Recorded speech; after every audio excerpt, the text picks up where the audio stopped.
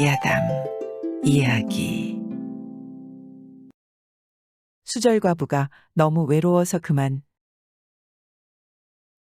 옛날에 다사면 박곡동과 방천동 사이를 가로지르는 다리가 있었습니다. 지금은 이곳에 잠수교가 놓여 있는데 해랑교라는 이름으로 불립니다. 하지만 과거에는 현재와 다른 이름으로 불렸던 시절이 있었습니다. 지금의 해랑교라는 이름이 붙어 있는 이 다리를 옛날 사람들은 도깨비다리라고 일컬었습니다. 사람들이 도깨비다리라고 부르는 이유가 있었습니다. 이 다리는 아주 심한 홍수가 나도 떠내려가지 않는다고 해서 붙여진 이름입니다. 그리고 다리가 생기기 전 사흘 동안 돌을 움직이는 소리가 시끄럽게 났는데 눈을 떠보니 다리가 떡하니 완성되어 있다고 했습니다. 도깨비다리가 놓여 있는 길목은 영남 사람들이 서울로 가는 길목이었습니다. 옛날 선비들의 왕래가 잦았던 다리이기도 했습니다. 다리는 유용하게 활용이 되고 있었기에 모두가 고맙게 여기고 감사하게 생각하는 다리이기도 했습니다. 사람들이 고맙게 생각하는 다리이기에 많은 이야기가 전해져 오고 있기도 합니다. 그중 하나가 이곳으로 배가 왕래하던 시절의 이야기입니다. 옛날 낙동강 상류까지 배가 왕래하던 시절이었습니다. 배들이 많은 물건을 싣고 부산에서 이곳까지 자주 오고 가곤 했습니다. 이 강가에 배를 메어 놓고는 했는데 그래서 지금도 이곳을 여진이라 부르고는 합니다. 배를 메어 놓기 시작하면서 나루터의 기능을 하게 되었고 자연스럽게 사람들도 많이 모이게 되었습니다. 나루터가 생기자 많아진 사람들로 장터까지 만들어지게 되었습니다. 그러던 어느 날이었습니다.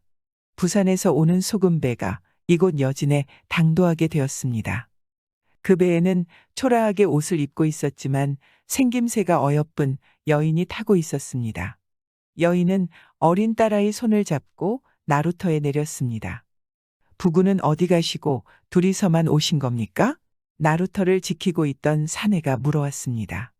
저희는 둘밖에 없습니다. 여인은 아이를 회임했을 때 사고로 지아비를 잃게 되었습니다. 근데 어찌 이곳으로 오신 거요? 사내의 질문에 아내는 친절하게 대답을 해주었습니다. 남편을 잃고 어린 자식을 데리고 의지할 곳을 찾아 이곳저곳 헤매다가 여기까지 오게 되었습니다. 사람들은 혼자 힘으로 아이를 키우는 여인을 안타깝게 생각했습니다. 사람들의 도움을 받아 여인은 나루터 인근에 주막 하나를 차리게 되었습니다.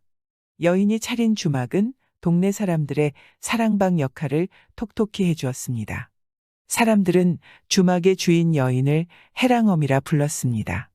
여인의 딸내미 이름이 해랑이었기 때문에 자연스럽게 해랑어미라는 호칭이 붙게 되었습니다. 해랑어미는 새벽부터 늦은 밤까지 열심히 장사를 했고 아이도 정성껏 키우며 열심히 살아갔습니다. 이런 해랑어미의 모습에 동네 사람들의 칭찬이 자자했습니다. 해랑어미에게 청혼을 하는 사내들도 적지 않았습니다. 아이가 있다고는 하나 외모가 뛰어났기에 사내들의 마음을 뒤흔들기에는 충분했습니다.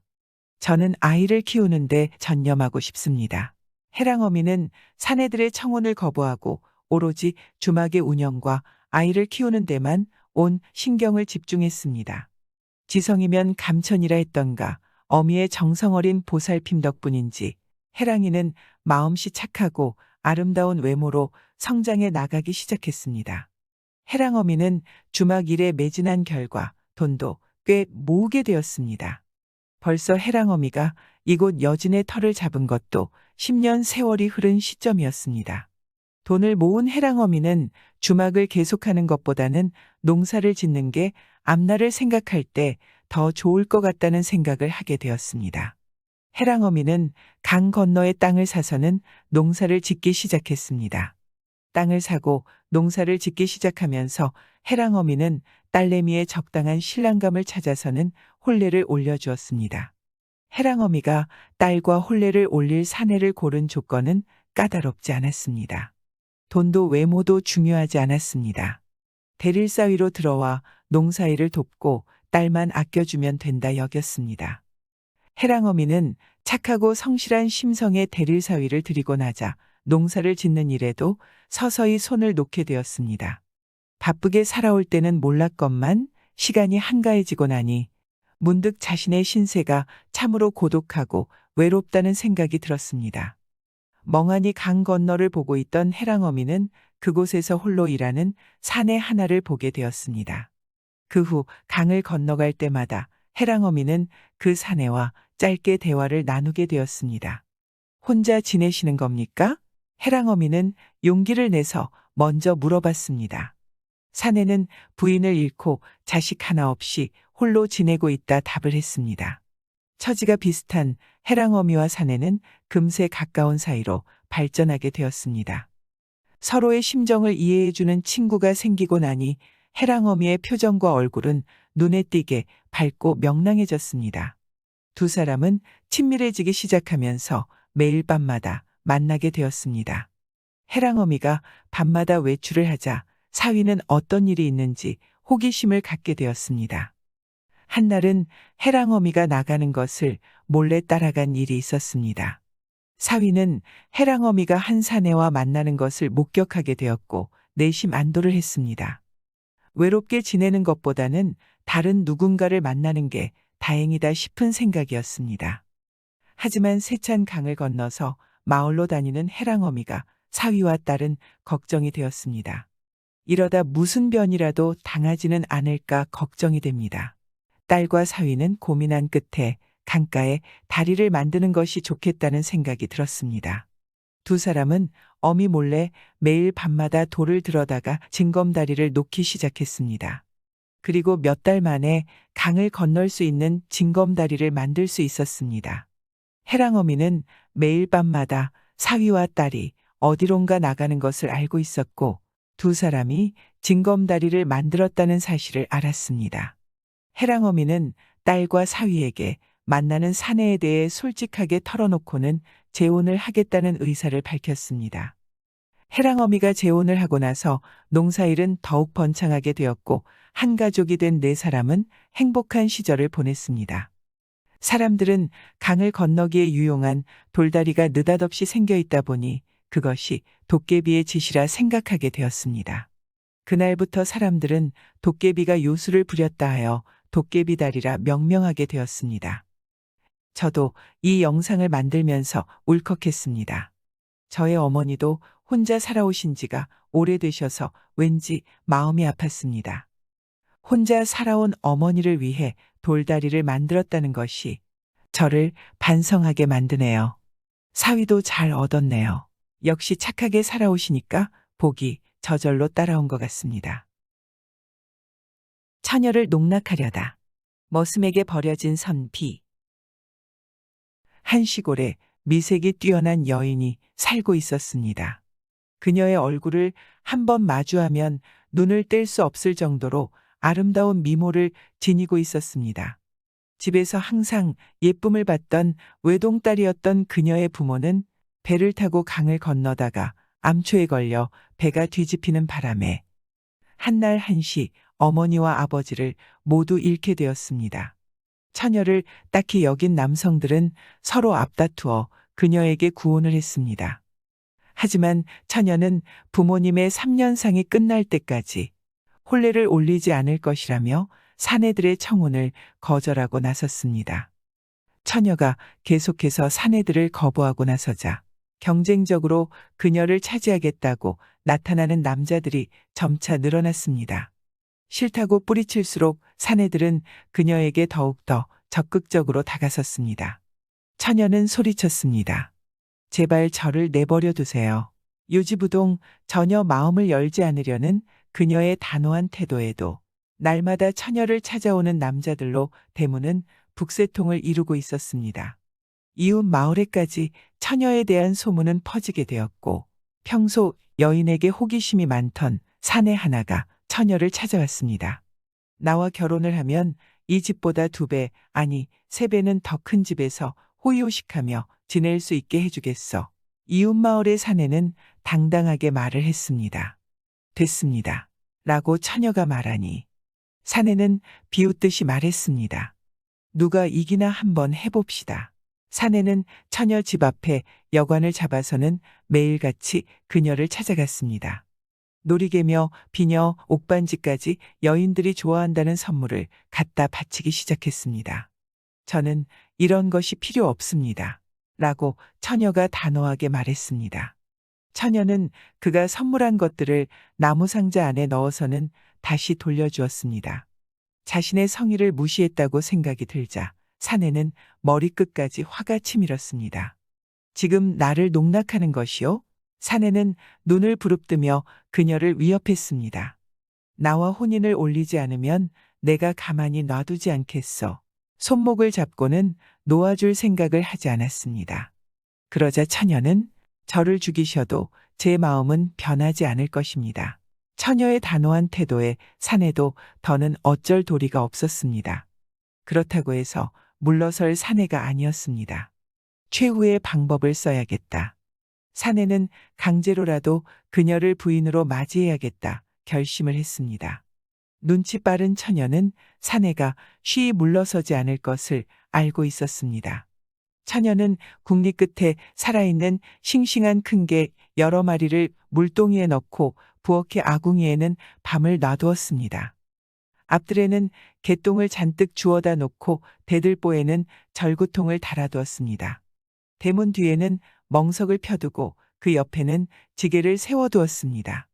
처녀는 만반의 준비를 하고 사내가 오기를 기다렸습니다. 해가 뉘엿뉘엿 지기 시작하더니 금세 밤이 찾아왔습니다. 사내는 달이 뜨자 기다렸다는 듯이 처녀의 집으로 갔습니다. 달빛이 구름에 가려져 있어 그림자도 만들어지지 않는 몹시도 어두운 밤이었습니다. 날이 나를 돕는구나. 어두운 밤하늘을 보며 사내는 만족한 웃음을 흘렸습니다. 사내는 살인문을 열고 천천히 처녀의 집 마당으로 들어갔습니다. 그리고 처녀가 기거하고 있는 안채의 장지문을 열었습니다. 잠겨 있을 줄 알았던 문에는 고리가 잠겨 있지 않았습니다. 사내는 모든 일이 쉽게 풀리는 것 같아 내심 기분이 좋았습니다. 처녀는 사내가 방으로 들어오는 기척을 눈치챘지만 잠을 자는 척 눈을 감고 가만히 있었습니다. 사내는 이불을 걷어내고는 처녀를 덮치려 했습니다. 누구십니까? 살고 싶으면 가만히 있으시오. 살려주십시오. 돈이 필요하다면 얼마든지 가져가십시오. 내가 돈이 필요한 것 같소. 설마 매일 찾아오셨던 도련님이신 겁니까? 내 목소리를 기억하나 보군. 사내는 처녀의 저고리 고름을 풀었습니다. 잠깐만요. 처녀는 사내의 손을 잡고 말을 했습니다. 도련님은 제 고운 얼굴에 반하신 것이 아니었습니까? 그렇다면 불을 밝히고 제 얼굴을 보셔야 하는 게 아닙니까? 사내는 처녀의 말이 맞다는 생각이 들었습니다. 가만히 기다리고 있지 않으면 무슨 일을 벌일지 모르니 가만히 계시오. 그러겠습니다. 처녀는 순순히 대답을 했습니다. 사내는 곧장 부엌의 아궁이로 불씨를 가지러 갔습니다. 사내는 아궁이로 가서 나뭇가지로 장작을 쑤시고는 입으로 바람을 불었습니다. 그 순간 안쪽에 묻어두었던 밤알이 익어서 탁 하고 튀어올랐습니다. 밤알이 눈에 맞아 사내는 아득한 기분이 들었습니다. 뒤이어 잿가루가 퍼져 사내의 온몸을 뒤덮었습니다. 사내는 앞도 보이지 않고 부어오른 눈두덩이로 인해 정신이 없었습니다. 사내는 찬물로 얼굴을 씻기 위해 물동이를 더듬더듬 찾았습니다. 손으로 붓두막을 더듬자 동이가 손에 닿았습니다. 사내는 물을 뜨려고 손을 넣는 순간 개가 사내의 손을 집게로 물어버렸습니다. 사내는 비명을 지르며 뒤로 엉덩방아를 찍고 넘어졌습니다. 내가 나를 속였구나. 사내는 분노감에 휩싸여서는 방으로 들어가 그녀를 혼내줘야겠다 생각했습니다. 부엌에서 나와 급히 방으로 걸음을 옮기던 사내는 미리 깔아놓은 개똥을 밟고는 다시 한번 바닥으로 나뒹굴었습니다. 고약한 냄새와 고통이 사내를 더욱 화나게 만들었습니다. 가만히 있지 못하겠다. 사내는 벌떡 일어나서는 마루로 올라갔습니다. 그 순간 대들보에 달아놓았던 절구통에 이마가 부딪혔고 무거운 절구통이 아래로 떨어졌습니다. 산의 머리 위로 떨어진 절구통의 충격으로 그 자리에서 기절을 하고 말았습니다. 저 사람을 내다 버리거라. 처녀는 노비에게 큰 소리로 말했습니다. 노비는 기다렸다는 듯이 사내를 멍석에 말아서는 지게에 싣고는 산으로 올라갔습니다. 노비는 처녀가 시킨 대로 개울 낭떠러지 아래로 사내를 던져버렸습니다. 처녀를 위협했던 존재는 이렇게 조용히 사라지게 되었습니다. 처녀는 무사히 부모님의 3년상을 치를 수 있게 되었고 본인을 아껴주는 사내를 만나 행복한 가정을 이루게 되었습니다. 말은 안 되지만 처녀의 재치로 제대로 복수를 했네요. 지금 시대도 이런 사건이 많은데 그 당시에는 얼마나 많았을까요? 처벌하기도 어려웠을 것입니다.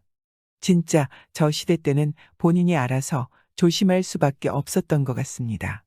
저 사내는 오히려 발견되더라도 증거가 없으니 영원히 미제 사건으로 남겠네요. 참 통쾌했습니다.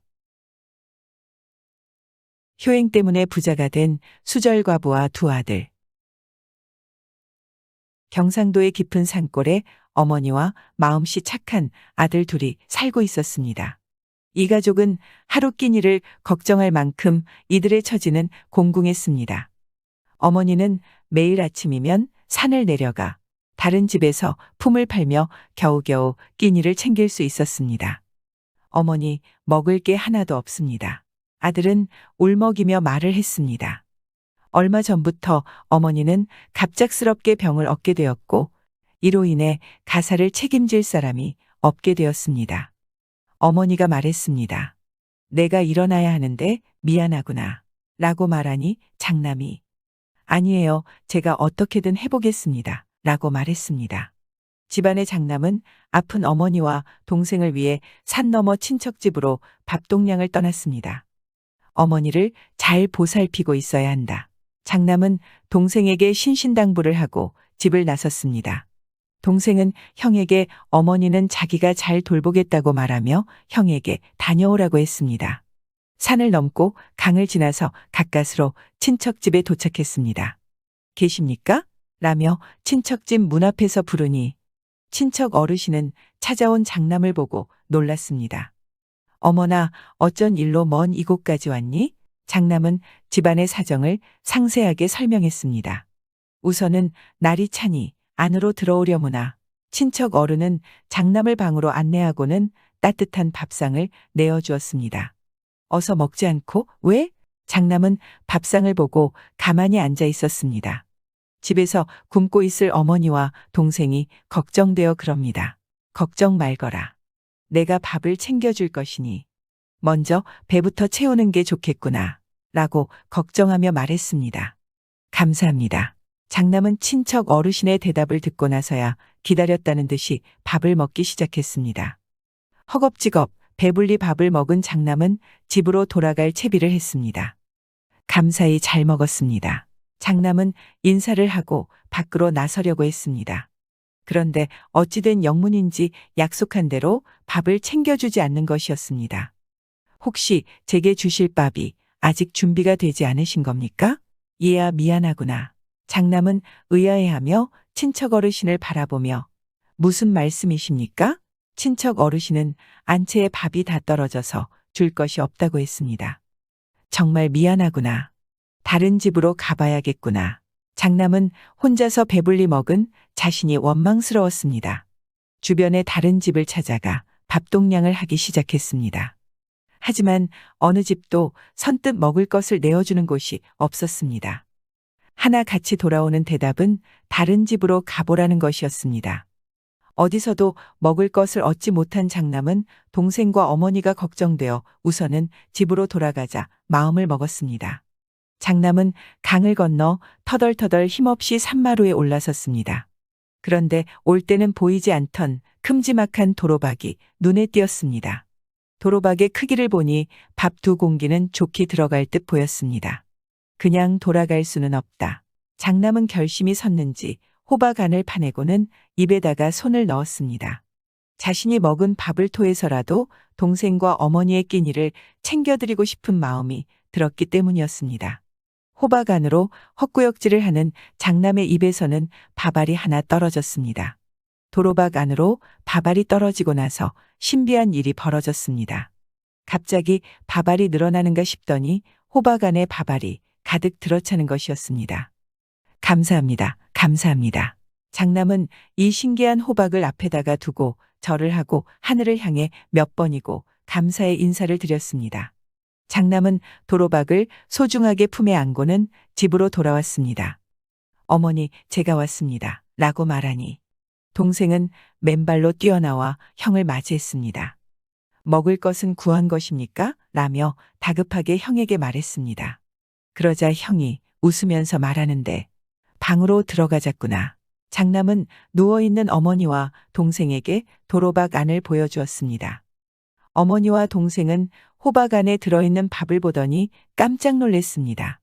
그래서 일단 허기진 배를 채우기 위해 어머니와 동생이 허겁지겁 열심히 먹기 시작했습니다. 양이 얼마나 많은지 두 사람이 배불리 먹고도 남을 정도였습니다. 장남은 안이 비어있는 호박을 보며 한 가지 생각을 떠올렸습니다. 독에 남아있는 쌀 한 톨을 호박에 넣어보자 싶었습니다. 쌀 한 톨을 호박에 넣자 그 안에 쌀이 가득 들어찼습니다. 어머니와 동생은 깜짝 놀래며 장남에게 이건 어디서 났냐고 물으니 장남은 그동안 있었던 일을 사실대로 말했습니다. 그러자 동생이 형에게 우리 그럼 이 쌀을 시장에 내다 팔면 어떻겠냐며 물었습니다. 그래서 형은 그거 좋은 생각이라며 호박에 쌀 한 톨씩 넣어 쌀을 계속 만들었습니다. 그렇게 팔 정도의 쌀을 만들어서 장남은 그 다음 날부터 장으로 나가 호박에서 만들어진 쌀을 팔기 시작했습니다. 쌀을 판 돈으로 어머니 약도 다려드리고 끼니도 배불리 챙겨드릴 수 있었습니다. 장남의 효성 덕분인지 어머니 역시 얼마 지나지 않아 건강을 되찾아 자리를 털고 일어나게 되었습니다. 쌀을 부지런히 내다 팔던 장남은 문득 호박에 엽전을 넣어보면 어떨까 싶은 생각이 들었습니다. 역시나 장남이 생각했던 대로 엽전을 넣자 호박 안에 돈으로 가득 들어찼습니다.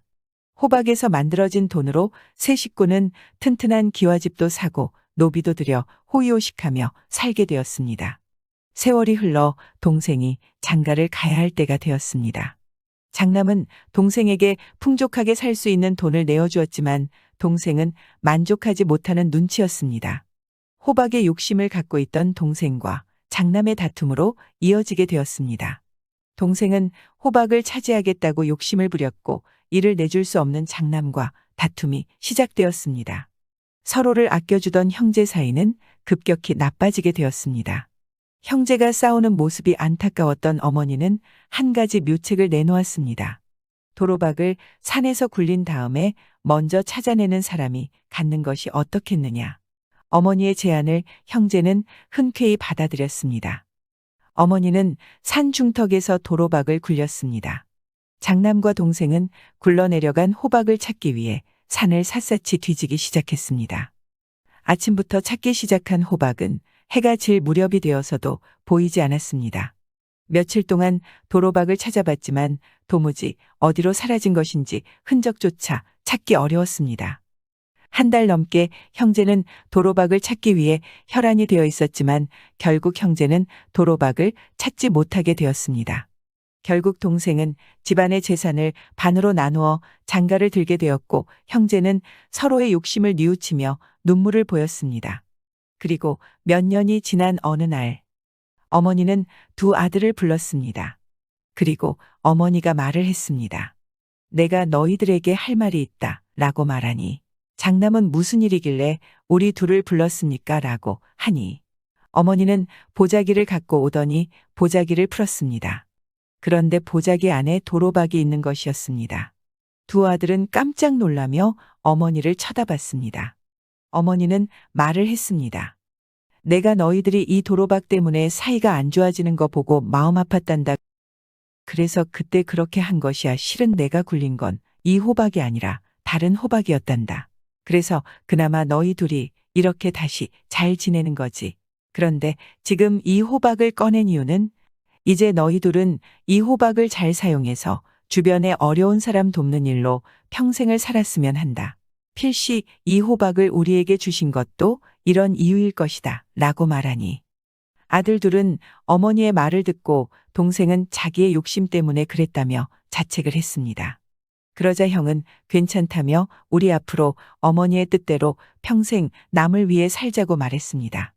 그러자 어머니는 안심을 하셨는지 호박을 내주었습니다. 이후 두 아들은 도로박을 사용하여 주변 이웃뿐만 아니라 먼 이웃까지 찾아가며 도와주었다고 합니다. 어머니도 역시 심성이 고운 분이셨네요. 그래서 두 아들들도 착했던 것 같습니다. 하지만 역시 욕심이란 한도 끝도 없는 것 같습니다. 하나를 얻으면 둘을 얻고 싶고 이건 어쩔 수 없는 인간의 본성이라 생각합니다. 어머니는 어떻게 보면 두 아들에게 평생 행복하게 살 수 있는 방법을 가르쳐 준 것 같습니다. 베풀면서 사는 것이 가장 행복한 것이라는 것을. 외국에서 60 이상 노인들에게 어떻게 사는 게 행복하냐고 물었는데 절반 이상이 베풀면서 사는 게 가장 행복하다고 답했다고 합니다. 여러분들도 베풀면서 평생 행복하게 사세요. 저도 그럴 테니까요. 머슴 때문에 수저를 지키며 기다린 마님. 고유라는 전라도 광주 사람이 있었습니다. 그러나 고유는 불운하여 연암은 살 때 부모와 가족들을 모두 잃고 혈혈단신 떠돌이 신세가 되었습니다. 이렇게 10여 년을 장가도 못 들고 남의 집 머슴살이를 하며 돌아다니다가 어느 해 경상도 고령 땅에까지 홀러왔습니다. 고령 땅에서 고유는 김성지라는 인심 좋은 사람을 만나 부지런히 진심으로 농사일을 도왔습니다. 그래서 김성지나 그의 식구는 물론이거니와 온 동네 사람이 모두 착한 도랑이라고 입을 모아 칭찬했습니다. 고유는 비록 글 공부는 못했지만 모든 면에서 재주가 비상했고 더구나 장기를 썩 잘 두었습니다. 그래서 동네 사랑방에 드나들며 그 솜씨를 한껏 부리게 되었습니다. 그런데 이 동네에 가난하지만 인복이 있는 박순호라는 노인이 있었습니다. 이 박순호는 장기를 무척 즐겼기 때문에 자연히 고유 데려다가 상대했고 또 그래서 처음 한 식구처럼 정답게 지내게 되었습니다. 정답다고는 하나 점잖은 노인과 머슴살이 총각이니 아무래도 박순호가 고유를 귀여워하고 고유는 그런대로 예의를 지키며 존경하게 되었습니다. 이렇게 얼마를 지내다가 박순호는 마침내 고유를 사위로 삼기로 했습니다. 고유의 행동 하나하나에 마음이 흠씬 쏠렸을 뿐 아니라 동네 사람들의 권고도 간절해서 외동딸을 주기로 한 것이었습니다. 박순호는 그래도 떠돌이 머슴인지라 말한다는 게 좀 미안했는지 얘야 도령이 지금은 비록 하찮은 머슴살이를 하고 있지만 보아하니 문벌 있는 집안의 자손이고 장래에 꼭 잘된 사람 같은데 너의 뜻은 어떠냐? 하고 일단 물어보지 않을 수 없었습니다. 그런데 딸은 의외로 선선히 대답했습니다.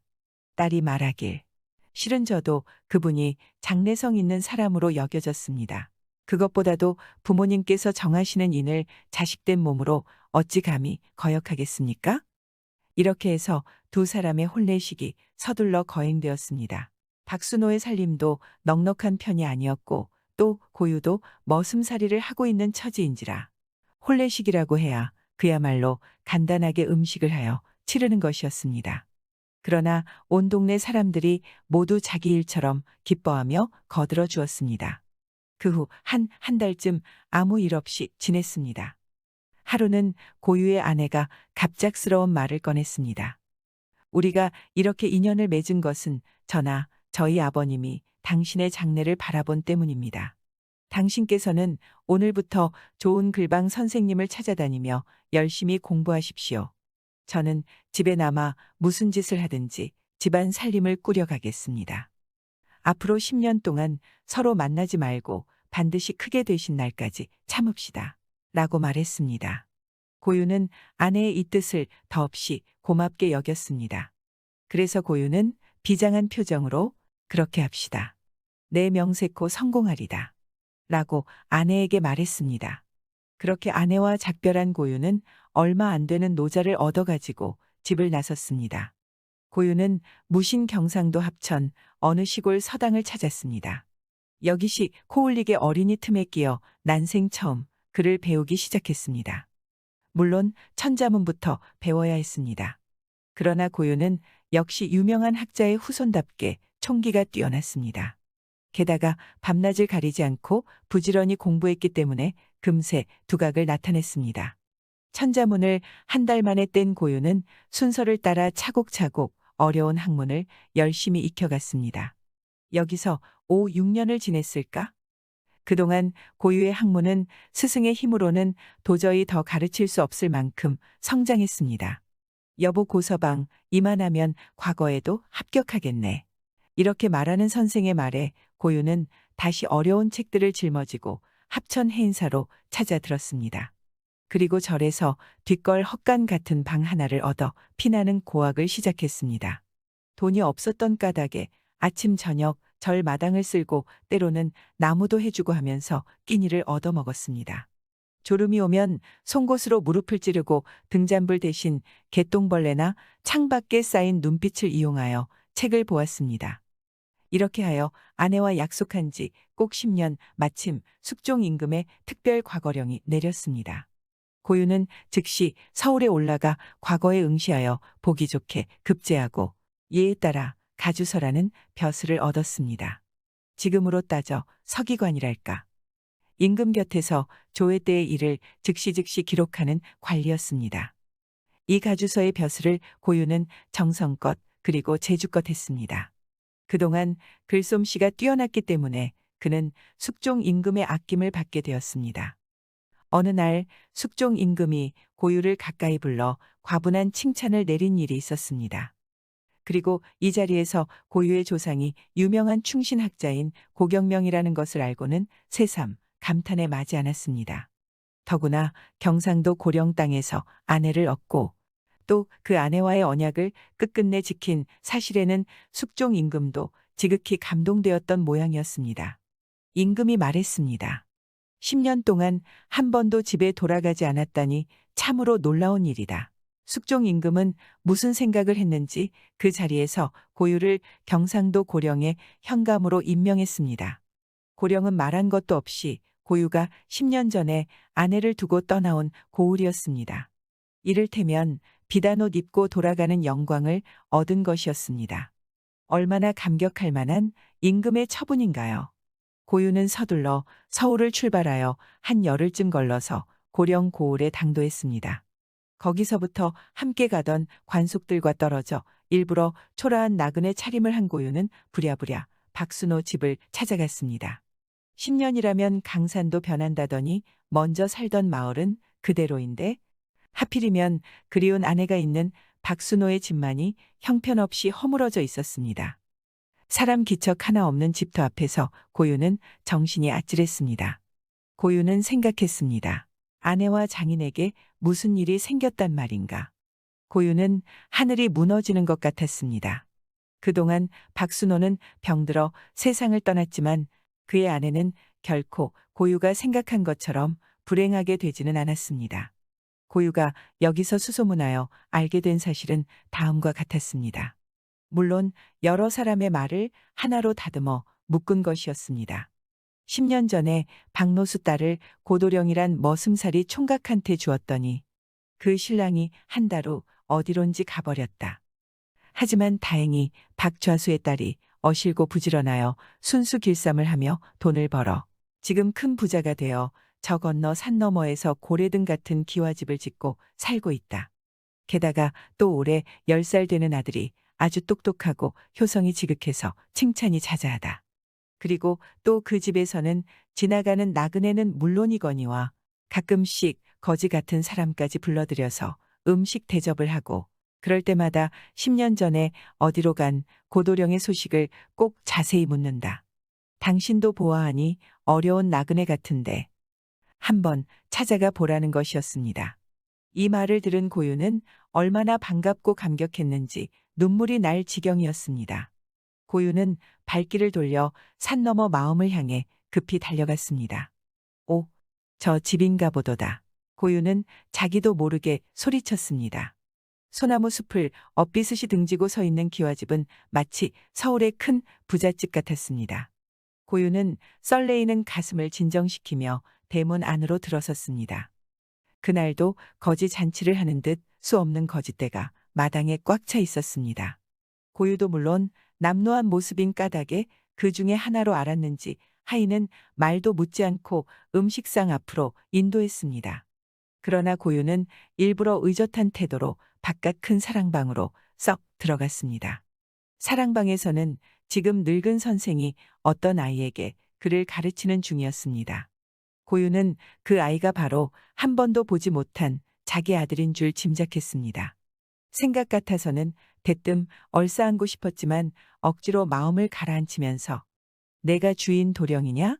나는 길 가는 나그네인데 한 끼니 밥이나 얻어먹을 생각으로 찾아왔다. 하고 아이에게 말했습니다. 어린이는 고유를 쳐다보더니 손님께서는 성함이 어떻게 되십니까? 하고 물었습니다. 나는 곡가성을 가진 사람이다. 고유의 대답을 듣자 어린이는 바로 벌떡 일어나서 안으로 들어갔다가 이내 다시 뛰어나왔습니다. 저 실례이오나 손님의 처가댁은 어디에 사시는 뉘십니까? 하고 숨가쁘게 물었습니다. 나의 장인은 박순호란 분이시다. 고유의 말이 채 떨어지기도 전이었습니다. 벼랑간 사랑방 뒷문이 열리며 고유의 아내가 울음소리와 함께 달려 들어왔습니다. 10년 동안 그리던 남편을 다시 만난 아내와 생전 처음 보는 부친의 품에 안긴 아들의 기쁨은 그들이 10년의 괴로움을 참고 서로 노력한 보람이었습니다. 후에 고유의 아들도 장원급제하였으며 고유의 부인도 계속 사람들에게 베풀면서 행복하게 살았다고 합니다. 고유도 대단하지만 고유의 아내도 대단하네요. 10년이란 세월 동안 수저를 지키면서 사는 것도 그렇지만 부자가 되어도 남에게 베풀면서 살았다는 게 대단한 것 같습니다. 어쩌면 저런 심성 때문에 하늘이 도왔다고 생각합니다. 머슴의 욕정을 못 이겨 첫날 밤을 보낸 처녀. 옛날 어느 마을에 가난한 총각이 살고 있었습니다. 총각은 남의 집 머슴으로 살다가 그 집이 가난해지자 결국 혼자 나와 농사를 지으며 살고 있었습니다. 나이가 30이 넘었지만 너무도 가난한 탓에 장가를 가는 것은 언감생심 생각조차 할 수 없는 상황이었습니다. 총각은 낮에는 밭일을 하고 밤이 되면 밤하늘에 뜬 달을 보며 자신의 신세 한탄을 하고는 했습니다. 오랜만에 집에서 탁주를 마시던 총각은 술에 취해 눈물을 흘리며 혼잣말을 중얼거리고 있었습니다. 농사를 열심히 지으면 뭐하나 누구랑 먹고 살겠다고. 총각은 탁주를 들이켰습니다. 나랑 먹고 살지. 대답을 하는 여인의 목소리가 들렸습니다. 누가 있어? 총각은 주변은 두리번거렸지만 사람의 기척이라고는 전혀 느껴지지 않았습니다. 술에 취해 헛것이 들리는가 보다 싶었습니다. 총각은 술을 거푸 마시고는 다시 말을 했습니다. 농사를 지어 누구랑 먹고 살고 혹시나 하는 기대도 있었거니와 장난삼아 다시 한번 말을 해본 것이었습니다. 그런데 이게 무슨 조화인지 방금 전과 같이 여인의 목소리가 들려왔습니다. 나랑 먹고 살지. 총각은 자리에서 벌떡 일어나서는 집을 빙빙 둘러봤습니다. 분명 목소리는 가까이에서 들린 것이 맞는데 사람의 흔적이라고는 눈을 씻고 찾아봐도 없었습니다. 총각은 신기하기도 하고 재밌기도 해서 다시 한번 같은 질문을 해보기로 했습니다. 농사를 지으면 뭘 하나 같이 먹고 살 사람도 없는데 나랑 먹고 살지. 이번에도 여인의 대답이 들려왔습니다. 총각은 가만히 여인의 목소리에 귀를 기울였다가는 소리가 나는 곳이 앞들에 있는 땅속이라는 것을 알게 되었습니다. 이게 말이나 되는 일인가. 총각은 속는 셈치고 땅을 파보기 시작했습니다. 땅을 파보았더니 그 안에는 커다란 우렁이가 있는 게 보였습니다. 총각은 생전 처음 보는 크기의 우렁이를 물독에 넣어두었습니다. 다음 날 아침 총각이 툇마루로 나가자 김이 모락모락 피어오르는 쌀밥이 한 상 차려진 게 보였습니다. 누가 왔습니까? 총각의 말에 어디서도 응답이 없었습니다. 총각은 어찌됐든 앞에 있는 밥상이니 먹어치우는 게 좋겠다 싶었습니다. 총각은 깨끗하게 상을 비우고는 곧장 농사를 지으러 밭으로 나갔습니다. 밭일을 끝내고 총각이 들어오자 이번에는 오첩반상의 저녁상이 먹음직스럽게 차려져 있었습니다. 누가 있습니까? 총각이 다시 목소리를 높여봤지만 역시나 돌아오는 대답이 없었습니다. 그날부터 총각이 일어나면 아침상이, 일을 끝내고 돌아오면 저녁상이 차려 있었습니다. 총각은 군말하지 않고 차려진 밥상을 먹었습니다. 하지만 누가 자신을 위해서 밥상을 차려주고 있는 것인지 궁금해서 참을 수가 없었습니다. 그래서 한날은 총각이 꾀를 내었습니다. 밭일을 하러 나가는 척하고 뜰에 놓인 집단 뒤에 숨어서 지켜보기로 했습니다. 총각이 집단 뒤에서 한참을 지켜보고 있을 때였습니다. 물독에서 어여쁜 처녀가 나오더니 밥을 짓고 찬을 만들고 있었습니다. 처녀는 밥을 정성 들여서 만들고 상을 내오더니 다시 물독 안으로 들어가는 모습이 보였습니다. 총각은 처녀가 들어간 물독으로 다급히 달려갔습니다. 그런데 그 안에는 자신이 며칠 전에 땅에서 파내어 꺼낸 우렁만 들어있을 뿐이었습니다. 필시 우렁이 처녀로 변한 것일 것이다. 총각은 우렁이 여자로 변신한 것이라 확신을 했습니다. 다음 날 총각은 집단 뒤에 숨어 있다가 물독에서 처녀가 나오는 것을 지켜보았습니다. 처녀가 물독에서 나오자 총각은 기다렸다는 듯이 그녀에게 달려갔습니다. 총각은 물독에서 나온 처녀의 팔을 잡았습니다. 그대가 나를 위해 매일 밥을 지어줬다는 것을 알고 있습니다. 처녀는 아무 말 없이 고개를 숙이고 있었습니다. 사정이야 어쨌든 나랑 같이 삽시다. 총각이 말을 하자 처녀가 대답을 했습니다. 저는 본래 하늘에 살던 선녀입니다. 그런데 옥황상제께 죄를 짓고 인간 세상으로 내려와 당신과 연이 닿게 되었습니다. 하지만 지금은 때가 아닌 듯하니 2달만 참고 기다려주시면 좋겠습니다. 총각은 처녀의 말을 이해할 수 없었습니다. 지금 당장 같이 살면 왜 안 되는 것입니까? 라고 총각이 말하자 처녀는 당황해하며 말했습니다. 2달만 참으면 일생을 함께 할 수 있습니다. 만약에 기다리지 못한다면 저희는 이별을 하게 됩니다. 처녀는 총각에게 이유에 대해서는 설명하지 않고 2달을 기다려야 한다는 말만 반복해서 했습니다. 2달은 너무 깁니다. 총각은 혹여나 어여쁜 처녀가 다른 마음을 먹고 도망가지는 않을까 걱정이 됐습니다. 총각은 계속해서 처녀에게 혼례를 올리자 졸랐습니다. 사내의 청에 못 이겨 처녀는 며칠 뒤에 식을 올리게 되었습니다. 혼인을 하게 된 2사람은 행복한 나날을 보냈습니다. 그러던 어느 날이었습니다. 남편이 몸살에 걸려 밭일을 나가지 못하자 우렁 부인이 남편을 대신해 밭으로 나갔습니다. 밭에서 일을 하고 있을 때 고을의 원님이 행차하는 모습이 보였습니다. 우렁 부인은 급히 숲속으로 몸을 숨겼습니다. 마침 숲을 지나가던 원님은 숲속에서 반짝이는 무언가를 발견하고는 아래 것을 시켜 확인하고 오너라 시켰습니다.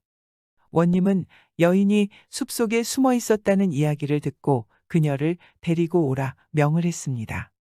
우렁 부인은 숲속으로 하인이 찾으러 들어오자 자신이 하고 있던 비녀를 주며 못 본 척 해달라고 간청을 했습니다.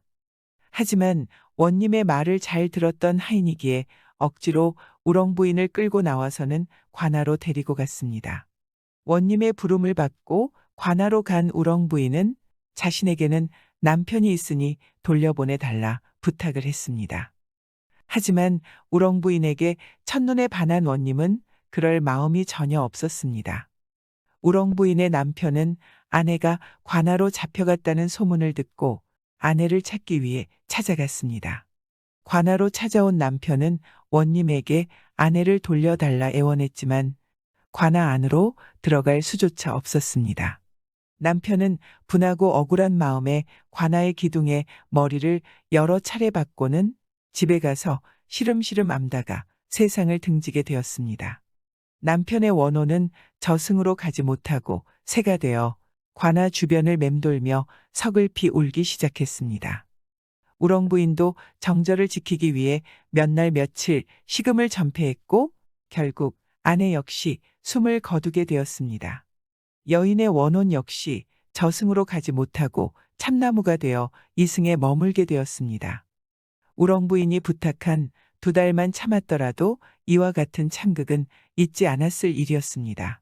결국 남편은 참나무가 된 우렁부인의 나뭇가지에 둥지를 틀고 거기서 눈을 감는 날까지 아내의 말을 듣지 않았던 자신을 원망하며 울면서 보냈습니다.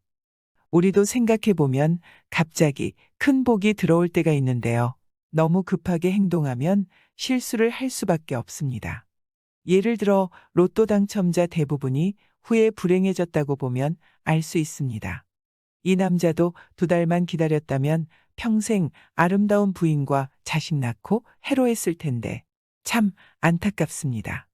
여러분이라도 큰 복이 들어오면 그 복을 급하게 쓰지 말고 천천히 누리시기 바랍니다.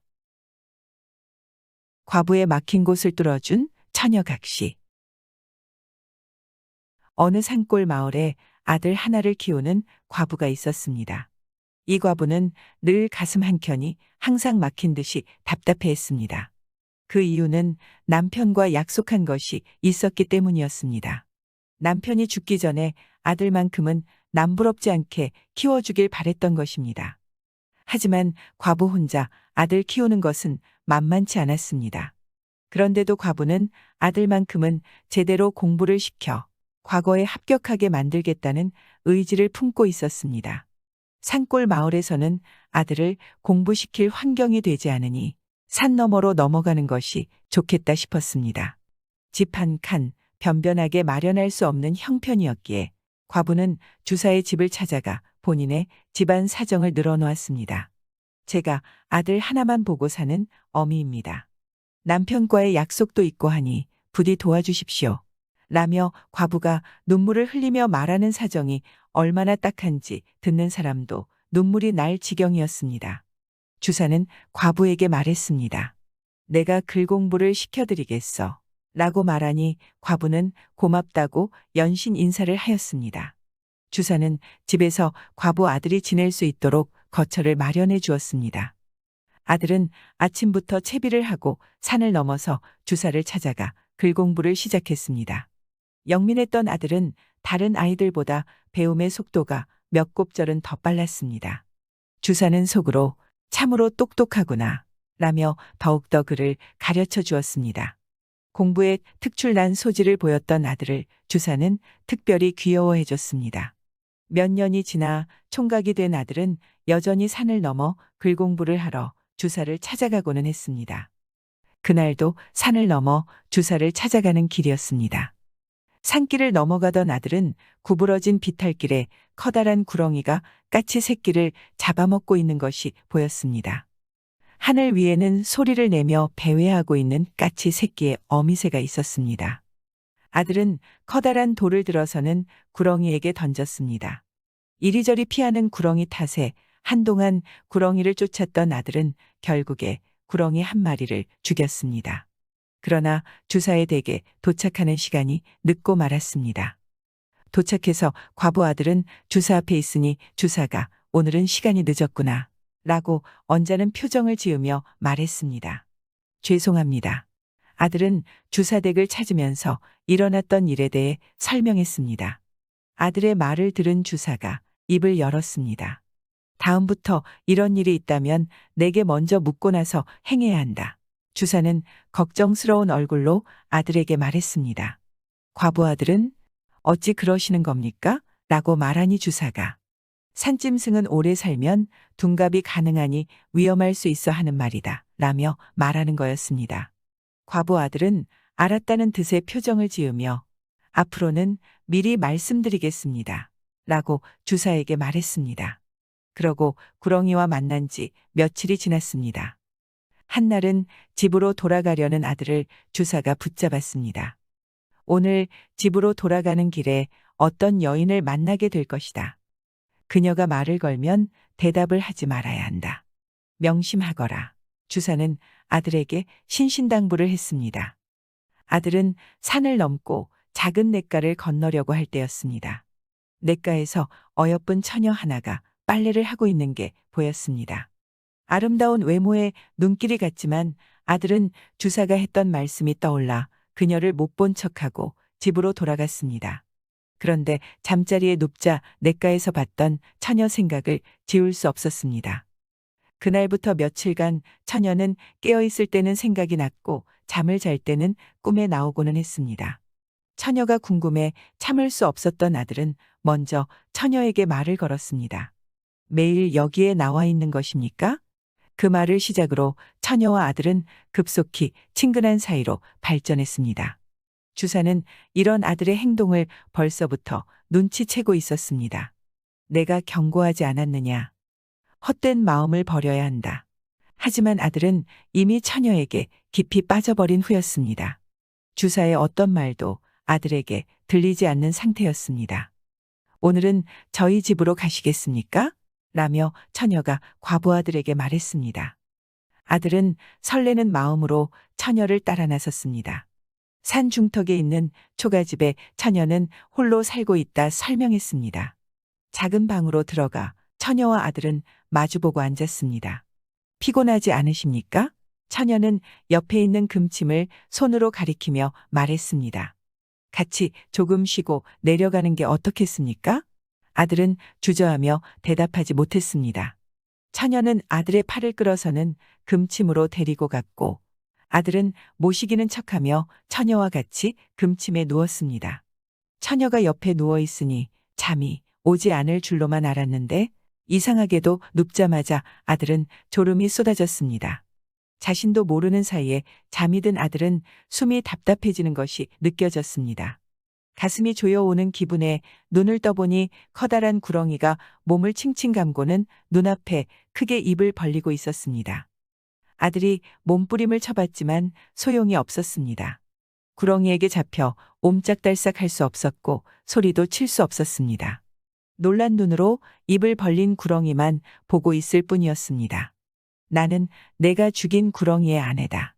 남편의 복수를 하기 위해 너를 여기까지 끌고 온 것이다. 라며 구렁이가 소리쳤습니다. 제가 죽을 죄를 지었습니다. 아들은 눈물을 흘리며 사죄를 했습니다. 너만 아니었어도 종소리가 3번 울리면 용이 되어 하늘로 갈 수 있었는데 종소리가 나지 않아 머물고 있던 남편을 내가 죽인 것이다. 지금이라도 종소리가 나면 나는 용이 되어 하늘로 갈 것이다. 커다랗게 입을 벌리고 아들의 머리를 삼키려는 순간 종소리가 청명하게 울려 퍼졌습니다. 종소리에 아들을 강하게 감싸고 있던 구렁이는 몸을 스르르 풀었습니다. 연이어서 2번 종소리가 울렸습니다. 내가 운이 좋구나. 구렁이는 기뻐하는 목소리로 말을 하고는 용이 되어 하늘로 올라갔습니다. 아들은 정신을 차리고 보니 어느 감나무 밑에 누워있는 상태였습니다. 내가 왜 여기에 있는 것이지? 아들은 헐레벌떡 일어나 주변을 두리번거렸습니다. 그리고는 산길을 올라 한참을 걷기 시작했습니다. 얼마나 걸었을까? 산속 중간에 있는 종이 보였습니다. 종 아래는 작은 새 한 마리가 죽어 있는 게 보였습니다. 가만히 보니 구렁이에게 새끼 새가 잡혀먹고 있을 때 하늘을 배회하던 까치였습니다. 아들은 깜짝 놀라며 중얼거렸습니다. 내가 나를 살려준 것이구나. 아들은 한참 생각을 하더니 까치를 조심스럽게 들어서는 종 옆에 무덤을 정성껏 만들어 묻어주었습니다. 그 후 아들은 글 공부에 더욱 매진을 했고 결국 과거의 급제에 어머니를 모시고 행복하게 살았습니다. 주사가 신령이라도 된 건가요? 어떻게 그 처녀가 구렁인 것을 알게 되었을까요? 그래도 까치 은혜 때문에 선비는 살아서 잘 살 수 있었습니다. 까치의 은혜라는 유명한 이야기인데 다시 들어보니 감회가 새롭게 참 좋은 이야기였던 건 확실한 것 같습니다. 마님과 과부의 기이한 태몽. 가난한 사람들이 모여 사는 마을에 유일하게 잘 사는 사람이 한 명 있었습니다. 동네가 가난했던 만큼 배울 수 있는 기회도 주어지지 않았습니다. 마을의 유일한 부자였던 그 사람은 마을 사람들의 사정을 언제나 딱하게 생각했습니다. 그래서 고심한 끝에 마을에 서당을 하나 만들고자 계획했습니다. 사비를 들여 마을의 중간에 서당을 만들었고 동네 아이들이 서당에서 공부를 시작하게 되었습니다. 서당에 다니는 아이들 모두가 가난한 아이들이었습니다. 가난한 가정의 아이들이 모여있는 중에서도 제일 가난한 아이가 있었는데 그 아이의 이름은 두꺼비였습니다. 놀림의 대상이 되기도 하는 두꺼비란 이름은 어머니의 태몽 때문에 지어졌습니다. 어머니는 두꺼비를 낳기 전에 품에 두꺼비를 안고 있는 꿈을 꾸었습니다. 품에 안은 두꺼비는 금색의 찬란한 빛을 뿜어냈고 신비하고 아름다운 기분은 꿈을 깬 후에도 이어졌습니다. 어머니는 태몽의 기억을 잊지 못해 아들의 이름을 두꺼비로 짓게 되었습니다. 서당에 다니는 아이 중에 두꺼비처럼 특이한 이름을 가진 아이가 하나 더 있었습니다. 서당을 만든 부잣집의 도련님이었던 아이의 이름은 붓돌이였습니다. 붓돌이는 어머니가 임신을 하고 해산을 할 때쯤 변소에 가서 아이를 낳았습니다. 변소를 간이라고 부르기도 하고 부주간이라고 하기도 했습니다. 부주간 안에는 양쪽에 돌을 놓고 그 돌에 발을 디디고 변을 보게 되는데 그 안에 있는 돌을 붓돌이라 불렀습니다. 그래서 아이의 이름을 집에서는 붓돌이라 짓게 되었습니다. 서당에 다니는 붓돌이와 두꺼비는 동갑내기 친구로 매우 친하게 지내는 사이였습니다. 부잣집 도련님이었던 붓돌이는 언제나 든든하게 밥을 먹고 서당에 왔지만 찢어지게 가난한 두꺼비는 늘 배고픈 배를 쥐어잡고 와야만 했습니다. 왜 이렇게 힘이 없어? 붓돌이가 물으면 두꺼비의 대답은 늘 한결같았습니다. 어제 아침부터 한 끼도 못 먹어서 그래. 끼니를 챙기지 못해 부쩍 야위어가는 두꺼비의 모습이 붓돌이는 안타까웠습니다. 붓돌이는 두꺼비를 집으로 데리고 가서 종종 밥을 먹게 해주고는 했습니다. 붓돌이는 매일같이 두꺼비에게 따뜻한 밥을 대접해주고 싶었지만 꾀죄죄하고 형편없는 차림의 두꺼비를 집안 누구도 반기지 않았습니다. 두꺼비가 걱정된 붓돌이는 꾀를 하나 내었습니다. 두꺼비, 내가 배를 곪지 않게 방법을 생각했어. 그런 방법이 있어. 붓돌이는 집에 갑오로 모시고 있는 은으로 만든 은장도를 훔쳐다가 마당에 있는 느티나무 밑에 숨겨둘 것이라 했습니다. 그래서 그걸 어떻게 하라고? 아마 그게 없어지면 집에서 난리가 날 거야. 내가 그걸 찾아내면 우리 집에서 후하게 먹을 것을 내어줄 것이야. 미리 두꺼비에게 얘기한 대로 붓돌이는 은장도를 느티나무 아래 숨겼습니다. 갑오로 여기던 은장도가 없어지니 붓돌이의 집은 발칵 뒤집어졌습니다. 아버지, 무슨 일이라도 있습니까? 은장도가 없어졌다. 혹시 보지 못했느냐? 은장도는 보지도 못했습니다. 붓돌이는 시침을 떼며 말을 했습니다. 다급하게 은장도를 찾는 아버지에게 붓돌이가 말을 꺼냈습니다. 아버지, 제 친구 중에 두꺼비란 놈이 있는데요. 그 녀석이 은 냄새를 기가 막히게 잘 맡아요. 그 친구에게 찾아보라 하는 건 어떨까요? 그래, 데리고 와보거라. 은장도만 찾으면 사례는 두둑하게 할 터이니 붓돌이는 기다렸다는 듯이 두꺼비를 데리고 집으로 왔습니다. 두꺼비는 붓돌이와 약속한 대로 코를 킁킁거리며 은장도를 찾는 신용을 했습니다. 곧이어 두꺼비는 은장도를 숨겨놓았던 느티나무로 다가가서는 은장도를 찾아냈습니다. 찾는 게 이것입니까? 그래, 이거다. 이게 맞다. 붓돌이 아버지는 두꺼비의 신비한 능력에 감탄을 했습니다. 참으로 대단하구나. 붓돌이의 아버지는 두꺼비의 가족이 1년은 든든하게 먹을 수 있을 정도의 양식을 내어주었습니다. 두꺼비의 이러한 사연은 이웃 동네에까지 퍼지게 되었습니다. 은 냄새를 기가 막히게 잘 맡는다며 그 능력이 참으로 신비하다는 소문이었습니다. 소문이 퍼져나가기 시작하면서부터 두꺼비를 수소문해서 찾아오는 사람들이 늘어났습니다. 두꺼비는 매번 핑계를 대며 빠져나가기 일쑤였습니다. 한날은 높은 벼슬아치의 아내가 찾아와 은가락지를 찾아 달라 부탁을 했습니다. 두꺼비는 코끝을 칼로 베어서는 피를 나게 만들었습니다. 코가 다치는 바람에 냄새를 맡지 못합니다. 두꺼비는 더는 은의 냄새를 맡지 못한다고 설명했습니다.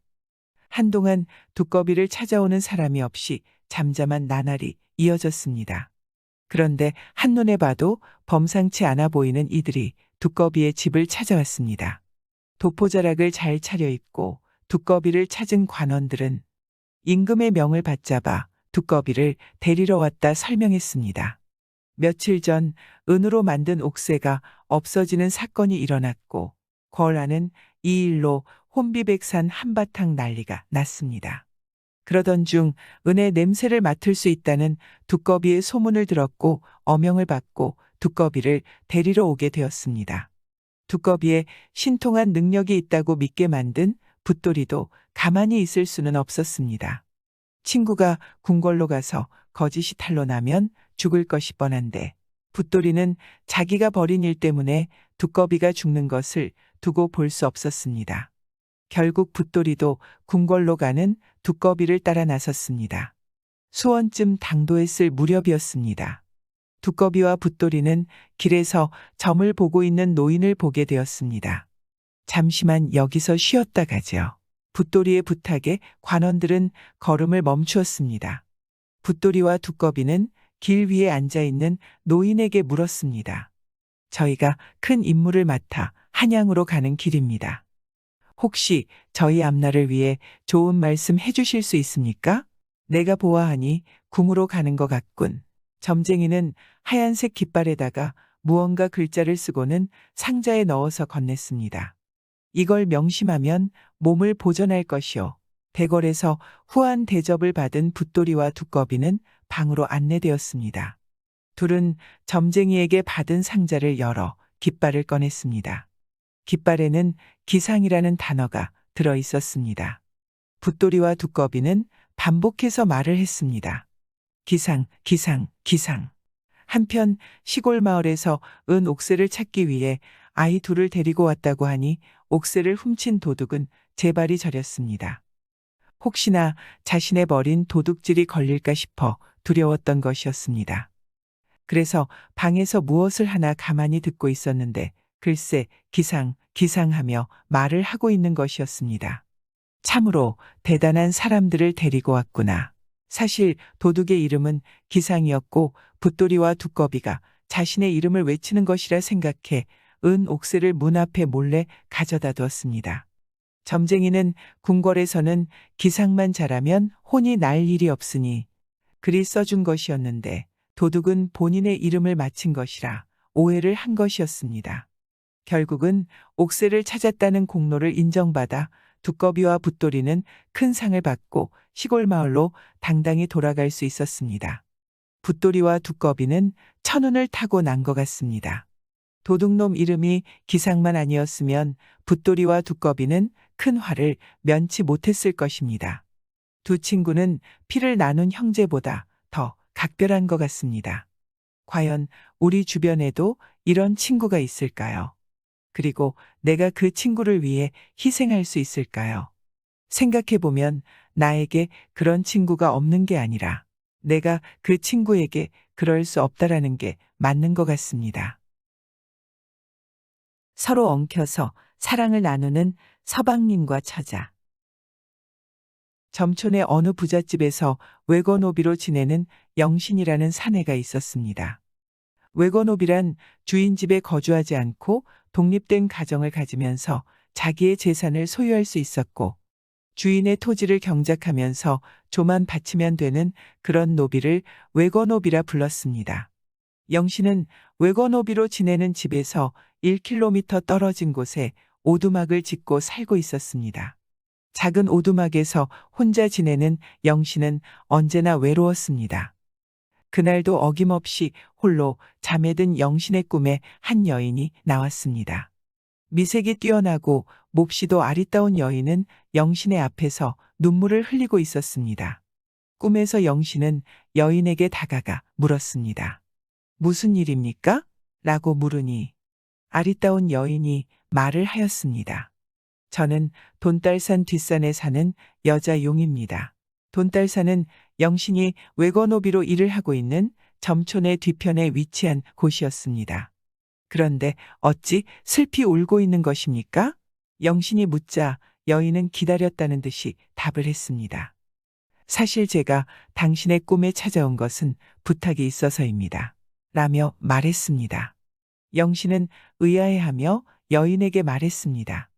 말을 해주세요. 여인은 영신을 보며 말했습니다. 실은 요사이 제 남편용이 저를 버리고 다른 여자용과 정을 통했습니다. 당신이 남편과 정을 통한 여자용을 영원히 사라지게 만들어준다면 그 은혜로 큰 보답을 하겠습니다. 라고 울면서 말했습니다. 슬피 울고 있는 여자용이 딱해 영신은 도와주겠다고 말했습니다. 어떻게 하면 됩니까? 정말 도와주실 겁니까? 영신은 여자용에게 호언장담을 했습니다. 내가 도울 것이니 방도만 알려주십시오. 그러자 여자용은 기다렸다는 듯이 답을 했습니다. 방법은 간단합니다. 오는 보름날 돈달산에 올라가면 2마리의 용이 내려와서 장난을 치고 있을 겁니다. 거기에서 기다리고 있다가 내가 놔두고 가는 칼로 1마리를 혼내주면 됩니다. 여자용은 순식간에 사라져버렸습니다. 꿈에서 여자용이 사라지고 나서 영신은 잠에서 깼습니다. 신비한 꿈이구나. 잠이 깬 영신의 기억 속에는 꿈이 생생하게 남아 있었습니다. 그리고 이부자리를 정리하려던 영신의 눈에 칼 한 자루가 들어왔습니다. 그 칼은 꿈에 나타났던 여자용이 주었던 칼이었습니다. 영신은 범상치 않았던 꿈이었기에 보름날이 오면 돈달산에 올라 약속을 반드시 지켜야겠다고 다짐했습니다. 보름날이 되고 영사는 일찍부터 저녁을 먹고 산에 오를 채비를 마쳤습니다. 그리고 달이 뜨기 무섭게 칼자루를 들고 산을 올라갔습니다. 돈달산의 중턱에 올라섰을 무렵이었습니다. 갑자기 천둥과 우레가 치더니 안개가 자욱하게 내려앉았습니다. 영신은 직감적으로 무슨 일이 벌어질 것이라고 생각했습니다. 그리고 꿈에서 여자용이 말을 했던 것처럼 2마리의 용이 하늘에서 내려왔습니다. 2마리의 용은 서로 쫓고 쫓으며 장난을 치는 모습이었습니다. 2마리의 용은 서로 엉켜서는 사랑을 나누기 시작했습니다. 영신은 기다리지 않고 칼을 빼들어서 무작정 용 1마리를 향해 달려갔습니다. 하지만 거리도 멀거니와 안개가 자욱하게 깔려 있어 용의 가까이로 가는 일은 쉽지 않았습니다. 영신은 최대한 용에 가까이 다가가서는 들고 있던 칼을 던졌습니다. 용 1마리의 몸에 칼날이 날아들었고 크게 신음하는 소리가 산속으로 울려 퍼졌습니다. 이어 기다렸다는 듯이 천둥이 큰 소리를 내며 내리치기 시작했습니다. 그리곤 곁에 있던 용 1마리가 놀라서는 다급히 숲속으로 몸을 숨겼습니다. 영신은 용이 숲으로 사라지는 것을 보고는 재빨리 산을 내려왔습니다. 영신은 꿈에서 나온 여자용의 부탁을 들어준 것 같아 기분이 뿌듯했습니다. 그날 밤 깊은 잠에 빠져 있는 영신의 꿈에 자신을 여자용이라고 했던 어여쁜 여인이 나타났습니다. 영신은 기쁜 마음으로 여자용과 마주섰습니다. 제가 말씀하신 대로 용을 처리했습니다. 하지만 여자용의 표정은 좋지 않았습니다. 무슨 문제라도 있는 겁니까? 영신은 꿈에 나타난 여자용에게 조심스럽게 물었습니다. 사실 당신이 칼을 던진 것은 바람이 난 여자용이 아니라 제 남편용이었습니다. 제가 당신에게 여자용과 남편용을 구별하는 방법을 알려주지 못했습니다. 라고 말하니 영신은 자기가 잘못을 했다고 생각해서 여인에게 말했습니다. 죄송합니다. 영신은 바닥에 머리를 조아리며 용서를 빌었습니다. 아닙니다. 여자용은 영신을 일으켜 세웠습니다. 제가 구별하는 방법을 알려주지 못한 탓입니다. 당신이 제 부탁을 들어주었으니 약속한 대로 보답을 하겠습니다. 영신은 침을 꿀꺽 삼키고는 여자용의 이야기에 귀를 기울였습니다. 내일부터 일주일 동안 천둥이 치고 홍수가 이어질 것입니다. 당신은 일주일 양식을 방에다가 가져다 놓고 대소변도 방에서 보고 절대 밖으로 나가거나 밖을 봐서도 아니 될 것입니다. 만약에 나가면 어찌 된다는 말입니까? 내가 한 말을 어기면 당신에게 큰 재앙이 내려질 것입니다. 그리고 일주일이 지났을 때 밖에 나와 커다란 납판자에 당신의 이름을 써서 들판에 꽂아 놓으면 그 땅들은 당신의 소유가 될 것입니다. 여자용은 절대로 일주일 동안 밖으로 나와서는 안 된다고 신신당부를 하고는 꿈에서 사라졌습니다. 영신은 여자용이 지시했던 대로 일주일 동안 방에서 먹을 양식을 준비했습니다. 꿈에서 여자용이 말을 했던 것처럼 다음 날이 되자 우박이 내리고 천둥이 쳤습니다. 엄청난 양의 비가 퍼붓기 시작하더니 홍수가 시작됐습니다. 방에만 들어앉아 있으려니 밖에 어떤 일들이 일어나고 있는지 영신은 궁금해서 참을 수가 없었습니다. 하지만 여자용이 했던 말을 떠올리며 가까스로 밖으로 나가고 싶은 마음을 억눌렀습니다. 그렇게 일주일이 지나자 소란스럽던 밖은 어느새 조용해져 있었습니다. 일주일 동안 방에만 틀어박혀 있던 영신은 조심스럽게 방문을 열고 밖으로 나가보았습니다. 이게 무슨 일이란 말인가. 문을 열고 밖으로 나선 영신은 놀라서 입을 다물지 못했습니다. 영신의 집 밖에는 들판이 펼쳐져 있었고 그 옆에는 냇물 줄기가 흐르고 있었습니다. 주변에 있던 폐가들은 홍수로 모두 사라져버리고 들판 위에 영신의 집만 덩그러니 남겨져 있던 것이었습니다. 영신은 미리 준비한 나무판자 위에다가 자신의 이름을 써서는 들판 사방에 판자를 꽂아놓고 다녔습니다. 그날부터 주변에 있는 들판은 모두 영신의 것이 되었고 후세에까지 영신이라는 이름이 이 고장의 이름으로 남게 되었습니다. 영신의 들판의 가운데를 흘러가던 냇물은 점점 커져서 강이 되었고 그 강의 이름은 영강이라 불리며 점촌의 젖줄이 되어 주었습니다.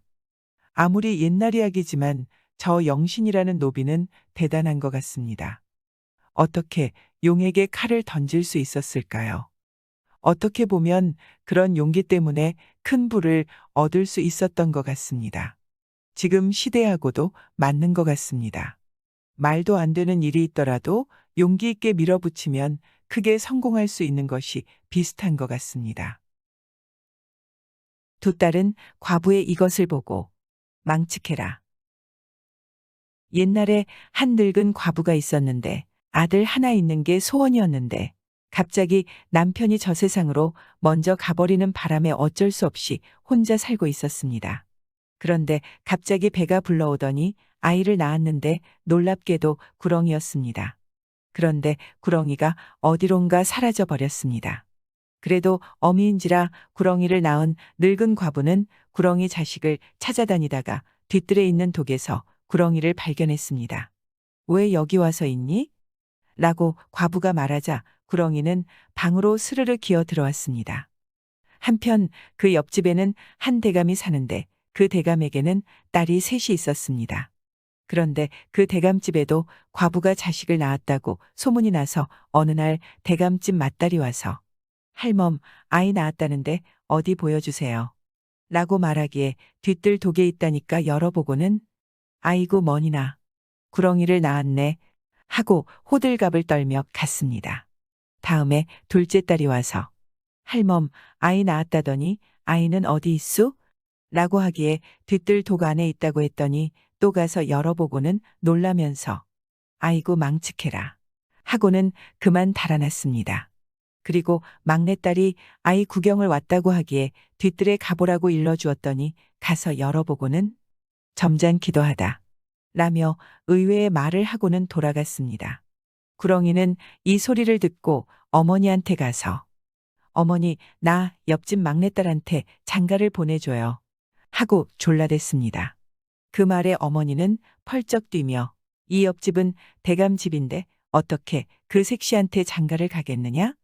라고 말하며 거절을 했습니다.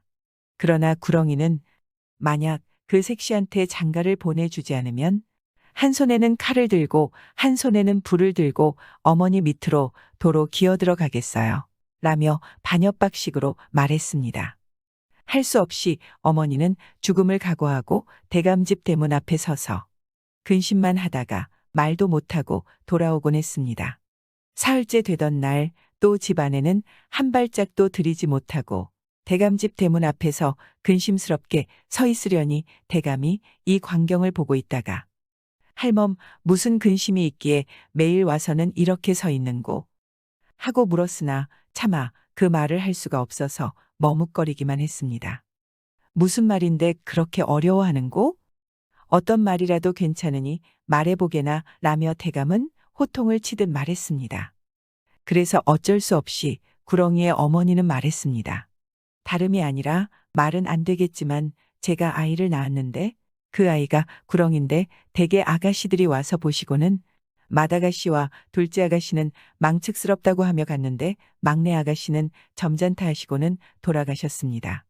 그런데 저놈이 글쎄 대감댁 막내 따님에게 장가를 보내달라고 하며 그렇게 하지 않으면 한 손에 칼을 들고 한 손에 불을 들고 어미 밑으로 도로 들어간다고 하니 어떻게 합니까? 하고 말했습니다. 이 말을 들은 대감은 깜짝 놀랬지만 한동안 생각을 하더니 딸들을 불러놓고 맏딸에게 너 옆집으로 시집 갈 테냐 라고 말하니 큰딸은 미쳤나며 펄쩍 뛰면서 싫다고 했습니다. 그래서 둘째 딸에게 물었더니 역시 둘째 딸도 펄쩍 뛰었습니다. 그래서 막내딸에게 물었더니 대답도 하지 않고 가만히 있었습니다. 대감은 재차 그 집으로 시집 갈 테냐고 물었으나 역시 대답이 없었습니다. 그래서 혼인을 하기로 하고 태기를 했습니다. 혼인날이 다가왔습니다. 구렁이는 어머니더러 문 안 들일 때 상 옆에 따뜻한 물을 갖다 놓으라고 했습니다. 혼인 전 문 안을 들이려고 하는데 구렁이가 스스로 기어 나오더니 구멍에 들어가 한번 휘휘 둘러다니다 나왔습니다. 그랬더니 씻은 듯이 훌륭한 선비가 되어 새로 지어 놓은 옷을 썩 입고는 문 안을 들였습니다. 첫날 밤 신랑이 색시 저고리 속 옷고름에 구렁이의 허물을 달아주면서 이것은 아무한테나 보여줘서는 안 되는 것이오. 이것을 다른 사람에게 보여주면 나와 헤어지게 될 것이오. 라고 몇 번씩 신신당부를 하였습니다. 그 이튿날 신랑이 밖으로 나가며 다시 한번 색시에게 부탁을 했다. 구렁이 허물은 아무한테나 보여주지 마시오. 그리고 그 냄새를 내가 맡게 해서는 안 돼요. 그런데 이 색시의 언니들이 놀러와서 구렁이 허물 좀 보여달라고 갖은 짓을 다 하는 바람에 어찌할 수가 없어. 설마 자매들한테 보여주는 건 괜찮으려니 하고 보여주었습니다. 이것을 본 언니들은 이 구렁이 껍질을 가지고 나가 불을 살라 태워버렸습니다. 구렁이 껍질은 바지지하고 고약한 냄새를 내며 타버렸습니다. 그날 신랑이 돌아와서는 당신이 그 허물을 다른 사람에게 보여주고 그 냄새까지 맡게 했으니 당신은 나하고 살 수 없어. 라고 말하며 비로먹은 말을 타고 어디론지 가버렸습니다. 그렇게 버림을 받은 색시는 곰곰이 생각하다가 남편을 찾으러 길을 떠났습니다. 얼마만큼 가니까 어떤 사람이 밭을 메고 있었습니다. 그래서 색시가 말했습니다. 여보시오, 구렁덩덩 시선비가 비로 먹은 말 타고 가는 거 봤어. 색시가 그렇게 물으니 그 사람은 이 밭을 다 매주면 가르쳐 준다고 했습니다. 밥을 다 매주고 나니 그 사람은 이 길로 쭉 가면 거기 빨래하는 사람이 있을 테니 그 사람한테 물어보라고 하였습니다. 얼마만큼 가니 빨래하는 사람이 있었습니다. 구렁덩덩 시선비가 비모 먹은 말 타고 가는 거 봤어. 하니 빨래를 흰 것은 검게 만들고 검은 빨래는 희게 만들면 가르쳐 준다고 했습니다. 색시가 그 빨래를 다 해주니 길을 가르쳐 주면서 이 길로 가면 요강을 닦는 사람이 있을 것이니 물어보오 라고 말했습니다. 얼만큼 길을 가니 요강을 닦는 사람이 있어 또 물었습니다. 구렁덩덩 시선비가 말 타고 가는 거 봤어. 라고 말하니 이 사람은 색시를 보더니 그 요강을 다 닦아주면 가르쳐 준다 하였습니다. 색시는 어쩔 수 없이 요강을 은빛이 나도록 닦아주었습니다. 그랬더니 요강 뚜껑을 굴려주면서 이 뚜껑이 가는 대로만 쫓아가라고 하면서 물로 들어가면 물이라도 쫓아 들어가야 된다고 했습니다. 그 뚜껑을 쫓아가니 뚜껑은 살아있는 듯이 떼굴떼굴 잘 굴러갔습니다. 길을 쓰고 쫓아가는데 한참 후에 큰 강이 앞을 막았습니다. 그런데 요강 뚜껑은 그 강 속으로 들어가 버렸습니다. 색시는 강도 두려워하지 않고 뚜껑을 쫓아가니 고래등 같은 기와집이 나왔습니다. 그 집으로 쫓아 들어가니 뒤뜰에 큰 회나무가 있어서 그 나무 위로 올라갔습니다. 아마 밤인 모양인데 달빛이 비쳐 그림자가 땅에 비치니 개가 짖었습니다. 그런데 그 집 안에서 말하는 소리가 들렸습니다. 얘야, 개가 짖는다. 나가봐라. 하여 큰 첩이 나와 보더니 아무것도 없다며 도로 들어갔습니다. 그런데 또 개가 멍멍 짖으니 작은 첩이 나와 보고는 도로 들어갔습니다. 개가 여전히 짖으니 이번에는 남편이 나왔습니다. 나무 위에 올라가 있던 색시는 뛰어내려 남편의 어깨를 덥석 붙들며 여보, 어떻게 이곳에 와 있었어요? 라고 말하니 남편은 깜짝 놀래면서 아니, 당신이 여길 어떻게 알고 왔어? 남편이 이렇게 말하니 색시는 그동안의 이야기를 쭉 했습니다. 그런데 남편은 색시의 말을 모두 듣더니 그냥 방으로 들어갔습니다. 그래서 하는 수 없이 색시는 날이 밝기를 기다렸습니다. 날이 밝자 구렁덩덩 시선비는 내기를 해서 아내를 삼겠노라며 먼저 첩들에게는 질동이의 왕발 집신을 주고 이 색시에게는 노동이의 집신을 주고는 빙판길이 10리나 되는 곳에서 물을 한 동이 이고 오면 색시를 삼겠다고 하며 물을 떠오라고 보냈습니다. 첩들은 질동이의 왕발 집신을 신었기 때문에 잘 가지만 색시는 노동이의 집신을 신었기 때문에 잘 걷지 못했습니다. 그런데 첩들은 서로 경쟁한다고 빨리 오다가 그만 넘어져서 둘 다 질동이를 깨뜨려 버렸습니다. 그러나 조심조심 걷는 색시는 기어이 물을 한 동이 이고 왔습니다. 다음 날 남편은 다시 색시에게 호랑이 눈썹을 구해 오라고 했습니다. 색시는 여기저기 돌아다니다가 어떤 노인을 만나서 자기의 처지를 말하면서 걱정을 하니 이 노인은 처자를 보며 참 사연이 있는 색시라 생각하여 염려 말라고 하며 우리 아들이 호랑이인데 지금 사냥을 나가서 조금 있으면 올 것이니 여기 벽장에 숨어 있으시오. 라고 말하며 벽장 속에 색시를 숨겨 주었습니다. 얼마 후 호랑이가 들어왔는데 사람 냄새가 난다며 코를 킁킁대며 야단을 했습니다.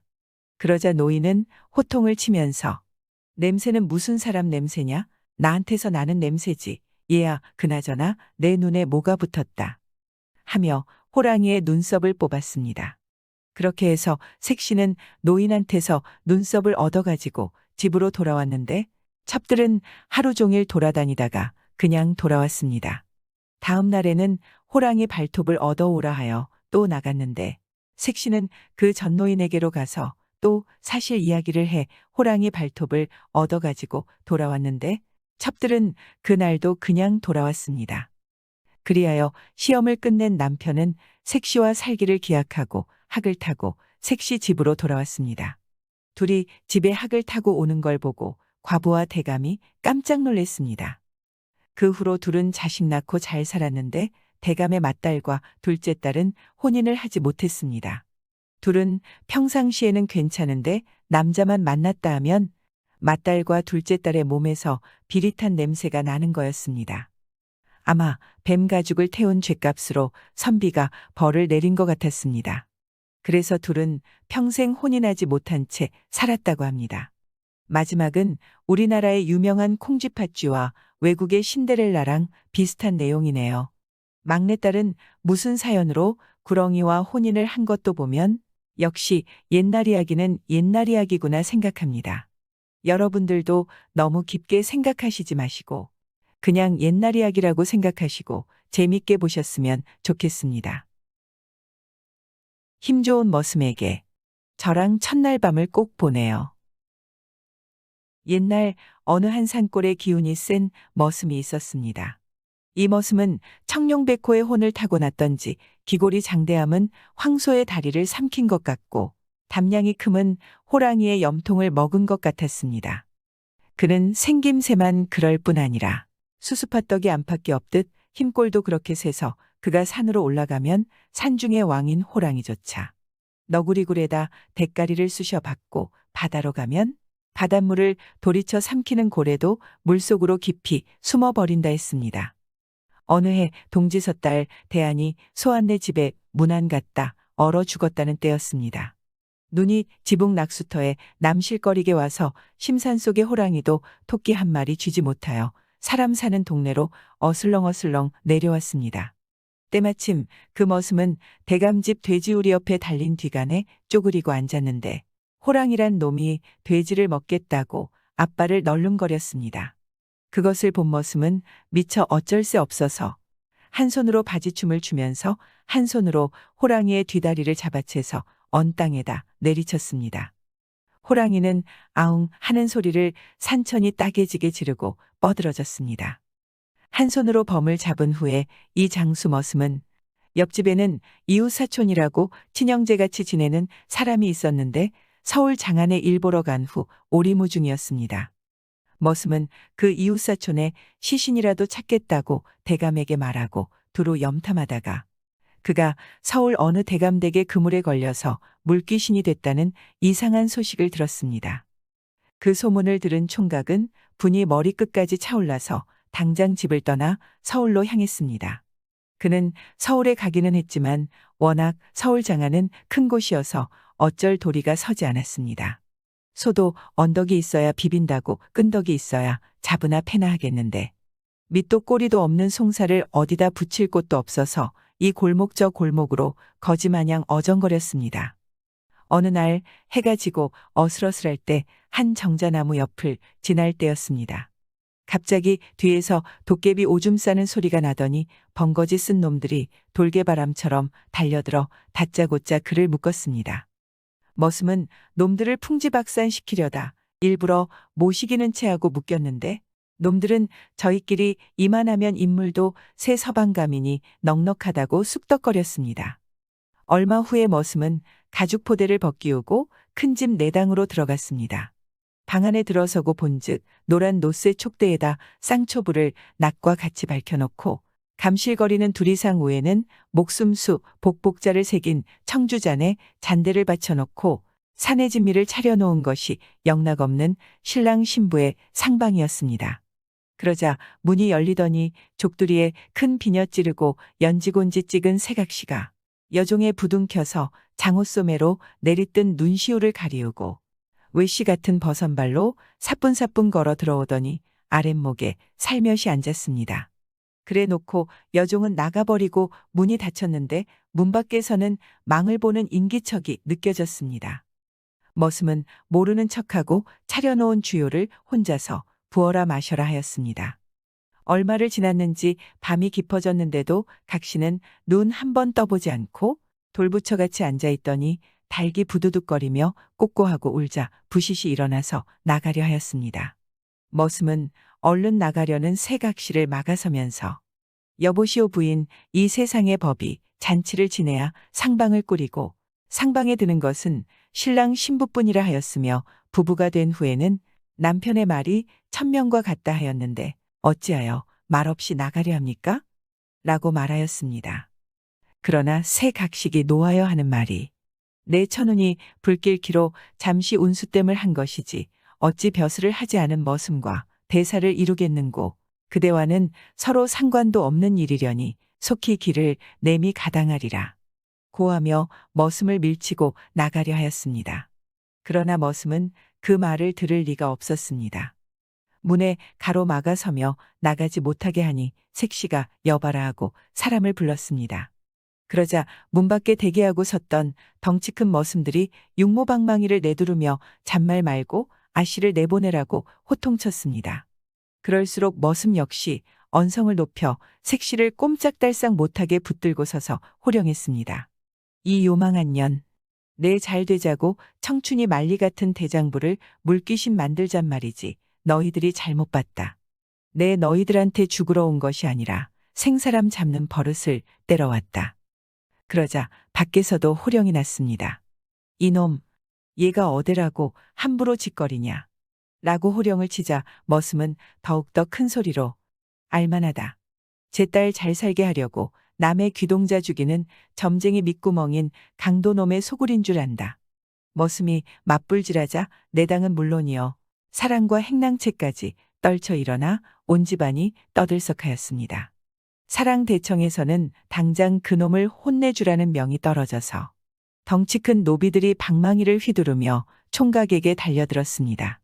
총각은 붙잡혀 버둥치는 각시의 가랑이를 거꾸로 들고 내둘렀습니다.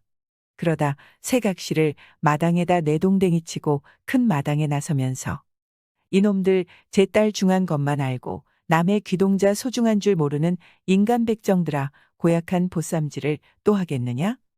또 했다가는 하늘을 무너뜨리겠으니 그리할라 고 소리 지르며 대문을 차고 나갔습니다. 이렇게 되니 이 일이 조정에까지 미치게 되고 온 서울 장안이 떠들썩하게 되었습니다. 그 후 어느 날 밤이었습니다. 총각이 또 강변을 거니는데 시시닥거리는 말소리가 들려오기에 따라가 본즉 그 역시 노비 세 놈이 한 젊은이를 가죽보에다 싸서 메고 강으로 가는데 묶여온 사람은 살려달라고 애걸하고 있었습니다. 총각은 그것을 빼앗아 놓고 노비놈들을 묶어서 팔매치듯 내던졌습니다. 얼마나 힘이 좋았는지 멀리 날아가는데 맨 먼저 던진 놈은 그날 밤에 운수댐을 했으니 이제는 시집가도 상부할 걱정이 없다고 좋아하는 규중처녀의 방문을 차고 들어가서 그녀의 숨통을 쳐놓았고 둘째 놈은 자기 딸의 팔자에 있는 동화를 피하게 했으니 이제는 명문거족의 아들을 사위로 삼게 됐다고 단꿈을 꾸고 있는 그 어미의 큰 방문을 뚫고 들어가서 그만 사지가 꺼겨 죽었고 셋째 놈은 나라의 법으로서 보쌈을 지켜나가려는 그 아비의 늙은 상투꼭대기를 내려 눌렀기에 그만 압사로 죽었습니다. 이튿날 조정에서는 야단이 났습니다. 임금님이 칠림하시어 보쌈질하다 판서의 딸이 죽었고 정승래 식구가 죄다 죽었으니 다시 이런 짓을 했다가는 엄벌을 면치 못하리라는 어명이 내려졌습니다. 이리하여 생사람 잡는 고약한 보쌈질이 없어졌다 합니다. 국어대사전에 보쌈이라고 검색하니 귀한 집딸이 둘 이상의 남편을 섬겨야 될 사주팔자인 경우에 밤에 외간 남자를 보에 싸서 잡아다가 딸과 재우고 죽이던 일, 이렇게 한 다음 그 딸은 과부가 될 애군을 면하였다고 하여 안심하고 다른 곳으로 시집을 갔다고 한다. 라고 적혀 있네요. 보쌈이라고 하면 마음에 드는 여인네를 남정네가 보쌈하는 걸로만 알고 있었는데 위 이야기처럼 남자도 보쌈을 했다고 하니 참 흥미롭기도 하지만 재우고 죽였다는 게 참 끔찍하네요. 과부 마님을 탐하려는 머슴한테 네 이놈 어찌 감히. 옛날 평양에 16살에 과부가 된 여인이 있었습니다. 이 처자는 1848년 평양에 이름 없는 촌부 백지용이라는 사람의 맏딸로 태어났습니다. 백지용은 아들을 기대했는데 딸을 낳자 실망하여 이름조차 지어주지 않았습니다. 그런 소녀 백씨는 7살에 아버지를 여의고 궁핍한 생활을 하면서 홀어머니 손에 자라 14살에 안시 문중으로 시집을 갔습니다. 시집 간 지 2년 만에 병약했던 남편이 죽자 남편 잡아 먹은 년이라고 시집에서 쫓겨났습니다. 친정으로 돌아온 16살 소녀 백씨는 친정엄마와 함께 쌍과부가 되었습니다. 그로부터 먹을 것 안 먹고 입을 것 안 입고 열심히 돈을 모았는데 그가 26살 되던 해 친정엄마마저 세상을 떠나갔습니다. 너는 똑똑한데 내가 가르치지 못한 것이 아니다. 라는 말을 남기고 그때 친정엄마가 물려준 것은 현금 1000여냥과 150냥짜리 집 한 채가 전부였습니다. 그러나 집안 어른들이 몰려와 부모 제사를 모시려면 아들이 없으니 양자를 드려야 한다 해서 집안 어른들의 뜻대로 사촌 오빠를 양자로 드렸는데 이 오빠가 전 재산을 모두 빼앗아 가버렸습니다. 그래서 26살의 빈털터리가 된 백과부는 다시 이를 악물고 돈을 모았습니다. 이때부터 환갑때까지 평양의 백과부로 불렸습니다. 삭바느질에 길쌈은 물론이고 20리나 떨어진 시장에 가서 음식 찌꺼기를 모아와 돼지를 길렀으며 남들이 먹다 버린 복숭아 씨를 모아 시장에 내다 팔고 콩나물 장사도 했으며 돈벌이가 되는 것이라면 닥치는 대로 했습니다. 이런 백과부를 두고 사람들은 악발이 백과부 지독한 백과부라 불렀습니다. 때로는 호라비들이 찾아와 같이 살자고 우격다짐으로 데려가려고도 했고 또 아직 나이 젊은데 첩실자리가 있으니 팔자 고치라는 회유도 많이 받았습니다. 그리고 시정잡배들에게 끌려가 곤욕도 많이 치렀습니다. 그러나 백과부는 꿋꿋하게 열심히 일하고 언제나 바르게 살았으며 남의 일에는 제일 먼저 달려가 일손을 도왔습니다. 그러다 보니 모든 사람들이 백과부를 좋아했고 백과부가 하는 일은 모두 도와주었습니다. 그러던 어느 날 백과부가 꽤나 재산을 모았다는 소문을 듣고 탐관오리 평양 부윤이 그를 불러 재산을 바칠 것을 강요했습니다. 그러나 백과부는 죽으면 죽었지 이유 없는 재산은 못 내놓는다고 버티자 그녀를 감옥에 가두었습니다. 그러자 사람들이 몰려와 생사람 잡지 말라고 상소를 하며 동원마당을 떠나지 않았습니다. 탐관오리 평양 부윤은 어쩔 수 없이 그를 풀어주었습니다. 그렇게 번 돈으로 백과부는 땅을 샀습니다. 그리고 그 땅을 소장농에게 싼 값으로 대여해주고 소장료를 받아 다시 다른 땅을 사들이는 것을 반복하면서 재산을 크게 늘리게 되었습니다. 당시 돈 있는 사람들은 고리대를 이용해서 쉽게 재산을 늘렸지만 백과부는 그렇지 않았습니다. 옛말에 덕을 베풀면 복이 온다 했던가요? 그동안 많은 덕을 베푼 백과부에게도 복이 찾아왔습니다. 지금까지 악착같이 벌어온 돈을 10배로 늘릴 기회가 찾아온 것입니다. 백과부는 일본에서 건물을 지을 때 시멘트로 짓는다는 것을 미리 알고 일본 놈이 가지고 있던 대동강 근처에 있는 만달산을 싼 값에 구입했습니다. 만달산은 아무짝에도 쓸모없는 돌산이지만 몽땅 석회석으로 이루어져 있었습니다. 이 일이 그녀에게 큰 행운이 되었습니다. 얼마 후 시멘트가 대대적으로 필요하게 되면서 시멘트의 원료인 석회석이 가득한 만달산을 일본인 시멘트 업자에게 10배가 넘는 가격으로 되팔았습니다. 그렇게 부자가 된 백과부는 1908년 환갑을 맞아 대동군 고평면 고향에 커다란 다리 하나를 놓았습니다. 이 동네는 마을 중앙으로 큰 냇가가 있어 평소에도 물이 많아 잘 건너지를 못했는데 이곳에 큰 다리를 놓으니 마을의 큰 경사가 아닐 수 없었습니다. 마을 사람들이 백과부를 크게 칭송하자 돈이란 아무리 아까워도 써야 할 곳엔 꼭 써야 하지요. 란 말만 했다 했습니다.